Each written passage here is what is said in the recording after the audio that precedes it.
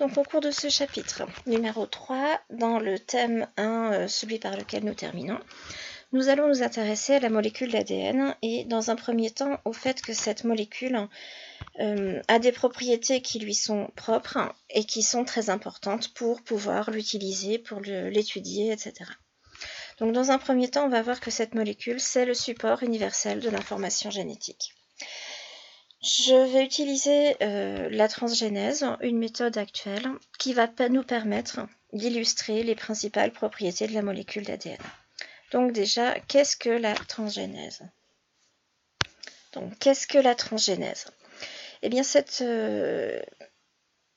technique a pour objectif de transférer un gène dans le génome, c'est-à-dire l'ensemble des gènes d'un autre individu. J'ai choisi ici un exemple qui nous est proche puisqu'il s'agit de la synthèse d'insuline humaine par des bactéries. Donc la première étape va être le fait d'isoler le gène d'intérêt, donc ici le gène de l'insuline humaine, qui est extrait de cellules matures humaines. Ensuite on le transfère, on peut utiliser ou non un vecteur, c'est-à-dire qu'on insère le gène d'intérêt dans le génome ici de la bactérie. On obtient donc des bactéries OGM, donc génétiquement modifiées, et on va les faire se multiplier pour obtenir un grand nombre de ces protéines. On va donc obtenir un grand nombre aussi de bactéries, et on va par la suite trier les bactéries qui ont bien incorporé le gène de l'insuline. Ces bactéries qui ont donc acquis une nouvelle fonction sont des organismes dits génétiquement modifiés et on va pouvoir extraire puis purifier l'insuline et elle va être mise à disposition de patients par exemple diabétiques qui vont avoir besoin d'injections d'insuline.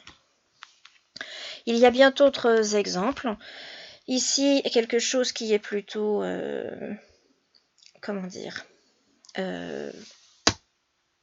très amusant mais pas vraiment utile, si ce n'est que pour pratiquer et pouvoir faire différents types d'essais et puis pour se rendre compte que la technique a fonctionné ou pas.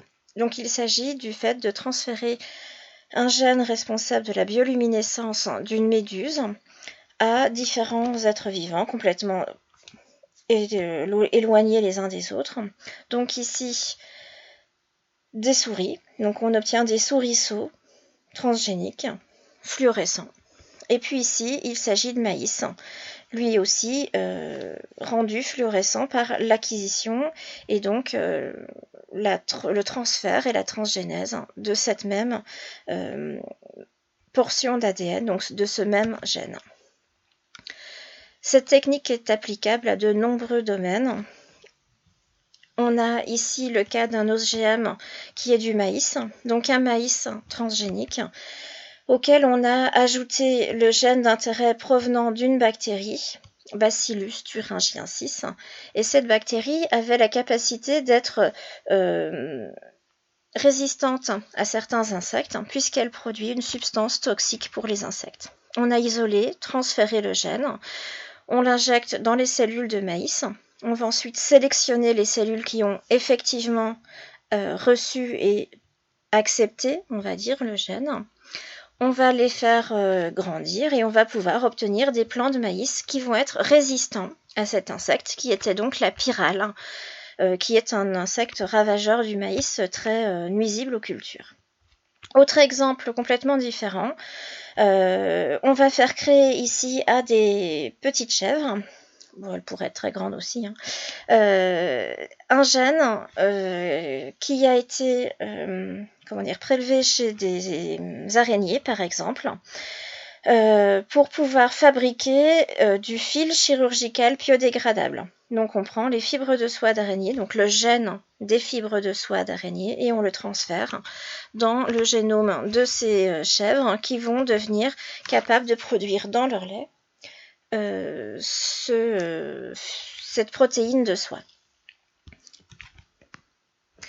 Alors, ce qu'il faudra savoir faire concernant ces exemples de transgénèse, eh bien, c'est faire quelque chose qui ressemblerait plus ou moins à ce tableau, c'est-à-dire être capable, quel que soit l'exemple de transgénèse, d'identifier qui est le donneur, qui est le gène, et il faut bien que ce soit le gène dont on parle, puis qui est l'organisme génétiquement modifié, ou on pourra l'appeler aussi l'organisme receveur, et enfin, quelle est la caractéristique nouvelle qui aura été transmise et donc acquise par le receveur. Donc, si on reprend chacun de ces exemples, on peut retrouver les différents niveaux. L'organisme donneur, donc la méduse pour le gène de la protéine GFP. Donc le gène transféré, c'est bien le gène de la protéine. Donc attention, il ne s'agit pas d'une protéine, mais du gène de la protéine. L'organisme modifié des bactéries, par exemple, qui vont devenir fluorescentes. L'objectif serait ici bien de se rendre compte de la présence des bactéries, puisque généralement ce sont des organismes microscopiques qu'on ne voit pas, et ça serait une façon de pouvoir mieux s'en préserver en les retrouvant. Donc ce qu'il faudra retenir, c'est ce que je vais vous photocopier, que vous allez retrouver et que vous pourrez lire ici, concernant la définition de la transgénèse et à quoi servent et comment ces expériences de transgénèse nous servent à nous permettent de retrouver les principales caractéristiques de l'information génétique. Donc, support universel de l'information génétique, donc, puisque on est capable, grâce au transfert d'un gène, c'est-à-dire d'une portion d'ADN, de faire acquérir à un organisme une nouvelle propriété, et cette nouvelle propriété, elle ne lui est pas arrivée par magie, c'est bien le gène, donc l'ADN, qui a apporté l'information nécessaire à. Et on a donc bien la preuve que l'ADN est support de l'information génétique. C'est un support universel parce que cette transgénèse a l'intérêt de fonctionner quels que soient les individus qu'on va utiliser. Ça signifie aussi que le langage dans lequel est codée cette information universelle est lui aussi universel, puisque on va se rendre compte que le caractère qui va arriver, qui va être transmis grâce à l'ADN au receveur, le receveur va être capable de fabriquer à partir de ce gène, donc de décoder une information. Et cette information, c'est la même que celle qui avait été initialement prise et vue comme intéressante dans l'organisme donneur. Voilà, la suite plus tard.